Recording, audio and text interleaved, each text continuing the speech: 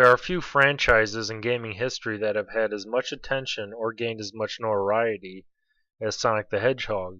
Even more so, especially if you were growing up during the early 90s. The heated battle fought between the established giant that was Nintendo and the new kid on the block, Sega.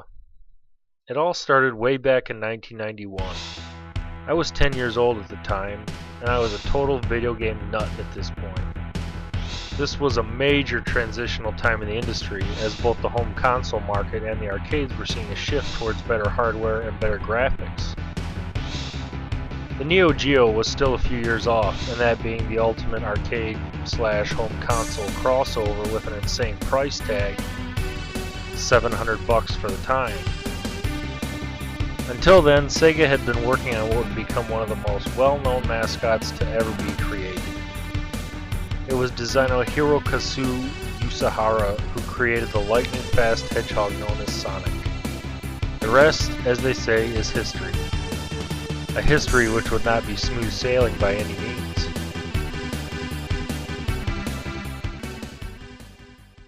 At the time, Nintendo was still riding on the coattails of the original NES, which had been released in 1985. However, since at least 1989, they had already been planning and developing a successor, the Super Nintendo Entertainment System. See, this was back during a time when Nintendo actually gave a shit about its systems, the games released on those systems, and its fan base. Not like today where they figure they have enough player base so they can just release rinky-dink games on underpowered systems that no one really cares about. Sega saw a major opportunity to slip into the market before the SNES was released. They decided to release the Sega Genesis, or Mega Drive if you lived in Japan, in 1989, and it was the first 16-bit system on the market. With nearly several times the processing power of the original NES, sprite limits and sound quality was hugely improved. The Genesis had a large advantage at the time.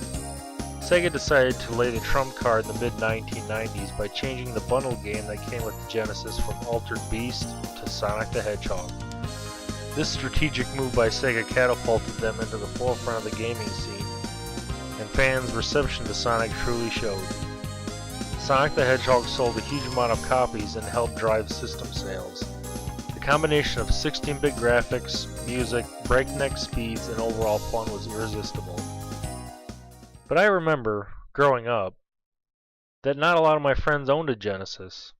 I think this didn't have as much to do with they didn't want one or like it, but because we only had known Nintendo up to this point, and the idea of a competing company with its own system was very new, unlike today.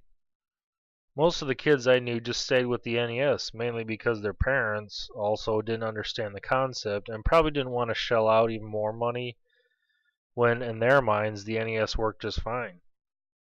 The SNES would be released less than a year later, but Sega had already made its mark. Now why, do you ask, am I giving so much backstory and history about Sega and things that happened 20 years ago? Because I'm here today to review one of the best games to come out recently, and what will become a seminal title in the Sonic the Hedgehog series once again, Sonic Generations. It's also special to me because I've played every major Sonic release up until now, so I can give the complete overview of how the series has progressed through its pitfalls and triumphs. Because this review needs to tell the events leading up to Sonic Generations and the history that goes into it, the review will be split into two parts. Part 1 will cover the games, events, data, and other fond memories of all the Sonic titles in the franchise leading up to the present time. Part 2 will conclude with the actual game review, my thoughts and opinions on it, and just general fun information. Here we go!